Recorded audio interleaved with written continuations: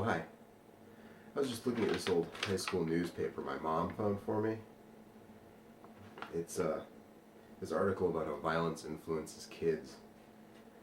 My cousin wrote this article. That's me. That's 10-year-old me right there, playing Mortal Kombat for the Sega Genesis, and celebrating a victory after doing Kano's heart rip fatality. See, a lot of people might not realize this, but the video game violence debate goes back a long time. And while we're sitting here, we're kind of waiting patiently for the Schwarzenegger v. EMA Supreme Court decision. I thought we'd go back and kind of talk about how the whole thing began. In 1992, Mortal Kombat was released in arcades, and it caused quite a row. A brutally violent game for its time, Mortal Kombat featured digitized actors fighting each other, with the winner given a chance to execute his opponent. Sure, there had been minor uproars about Exidy's Death Race game years earlier, but Mortal Kombat would start the video game violence debate in earnest. Mortal Kombat caught the attention of every kid in America, along with 2 United States senators. Herb Kohl from my home state of Wisconsin and Joe Lieberman from Connecticut saw Mortal Kombat, Night Trap, and a handful of other violent games, or what they considered violent. They seem pretty tame by today's standards. But they saw these games and they launched an offensive, spearheading the United States federal government against violent video games.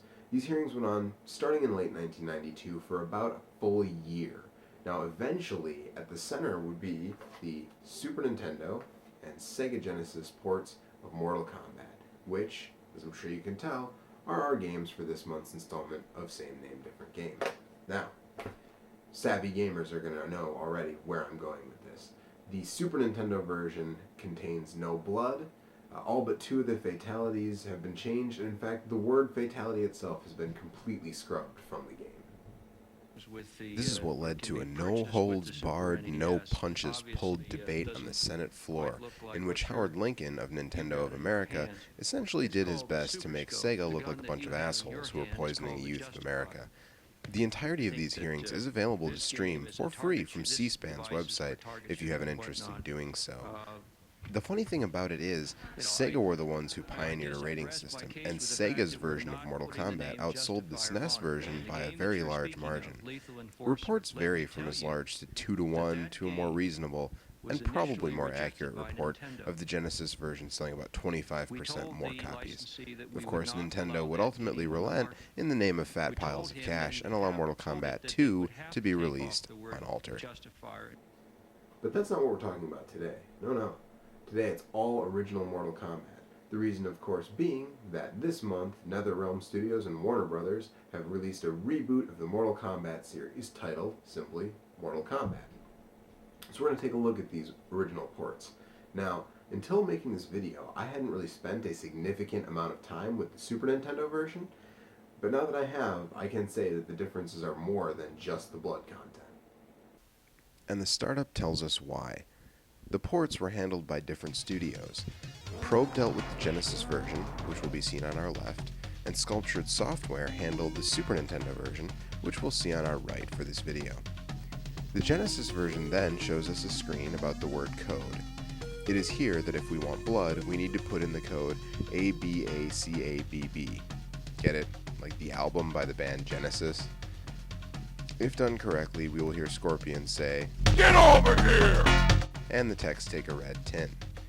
No such screen exists on the Super Nintendo. Moving further, if we leave the title screen idle for a minute, we'll get some attract mode screens. The Genesis version shows the screens that were shown in the arcade, but with no animation and of course worse graphics. The Super Nintendo eschews these shots and gives us the same text, but with the character just doing their win pose. The screen telling us about the Legend of Goro is similarly altered. Now that we've checked out the attract mode, we're going to take a look at the options. Now the options are mostly the same, but we'll see that the Genesis version has an option for number of continues. This is because this version has limited continues, while the Super Nintendo option has no such restraint. Of course, if we dig a little bit deeper, I'm sure a lot of old school gamers out there know that the Genesis version doesn't really have this restraint either. Let's take a look. By entering down, up, left, left, A, right, down, or dullard, we get a cheat menu, and this only works on the Genesis version. This cheat menu allows us to do things like make the computer player always do a fatality, view any attract mode screen, add infinite continues, and make silhouettes always fly by the moon to make the reptile fight easier to get. And speaking of reptile, that's something that's different here as well. To get the fight with reptile, you need to get a double flawless and a fatality on the pit stage, and it has to be a real fatality. You can't just uppercut your opponent into the pit. However, in the Genesis version, it also has to be in a fight with silhouettes flying past the moon, but unless you're using the cheat menu, this doesn't happen very often, making the fight much more difficult to get. The SNES version has no such restraints about the silhouettes. Defeating Reptile in both versions nets you a healthy sum of bonus points, but he's pretty tough to beat. Now, the basic gameplay is essentially the same, provided that you've got the Genesis 6-button controller. You've got 2 punches, 2 kicks, and block. It's the same on the Super Nintendo. All the special moves, the fireballs, the shadow kicks, the knife throws, they're all the same, they're all intact, except for the fatality moves we already talked about, being bowdlerized for the Super Nintendo version.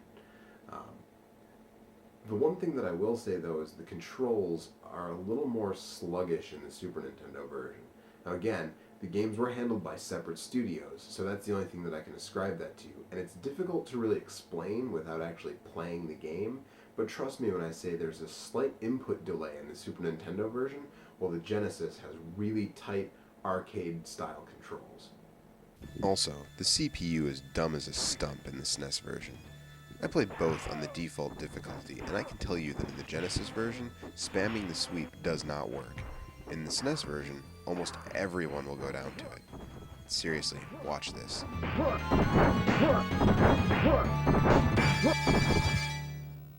Sub-Zero wins.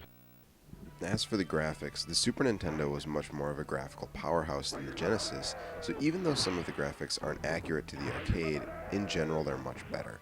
As far as the sound goes, it probably goes without saying that the Sony-designed SNES sound chip far outdoes the Genesis' FM synthesis sound chip. But here's a quick look and listen. Raiden wins. Fight!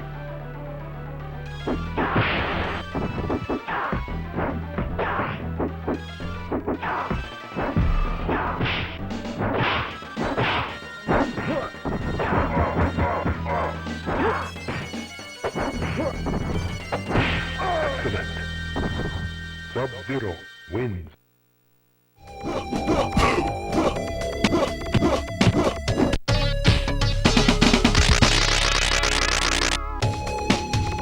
Fight!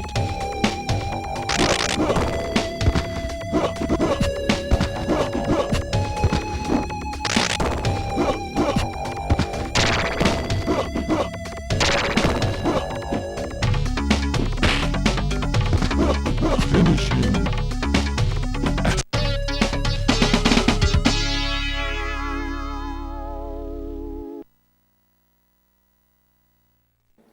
The graphical differences, aside from the quality, really come to the fore when we talk about the blood and the fatalities, but there are 2 major differences in the endings as far as the graphics are concerned. The first is that when you defeat Shang Tsung in the Super Nintendo port, he dies the same way he does in the arcade. The screen goes into a rainbow flicker and each combatant falls out of Tsung and disappears, their captured souls released. Johnny Cage.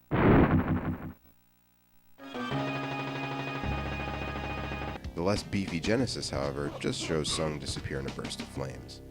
The ending text is the same, but the other big difference is that the Genesis version again uses the arcade screens for the endings, while the SNES version just drops your character into the warrior shrine in front of their statue and does a text scroll.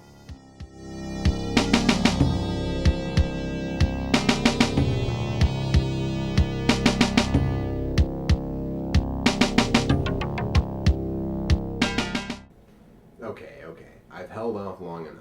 I know why you all tuned into this video, and I'm going to give you what you want. Before we wrap up for this month, I'm going to show you a side-by-side comparison of every finishing move from both versions of the game. Now, the only ones that are left unaltered are Scorpions and Sonya Blades. The reason for that being is that obviously it's completely okay to incinerate someone down to the bone, but if they bleed from the mouth a little bit, that's not okay. Every other fatality has been altered at least a little bit, even Liu Kang's, to edit out the blood. Finish him.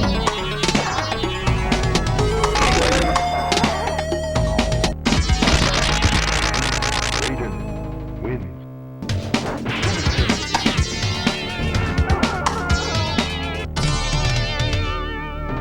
Kano wins.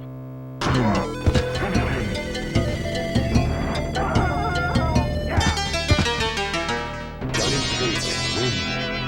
Finish him.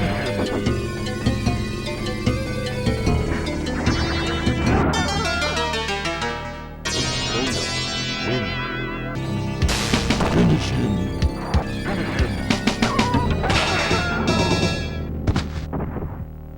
Liu Kang wins. Finish him.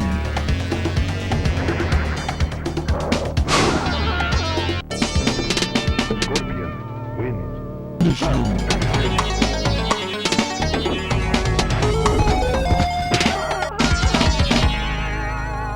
Sub-Zero wins. Alright, it's time to give the edge. Both of these games are still fun enough in their own way, but ultimately both of them are also outdone by Mortal Kombat 2, whether on the Sega Genesis or the Super Nintendo. However, between these two, I gotta go with the Genesis version.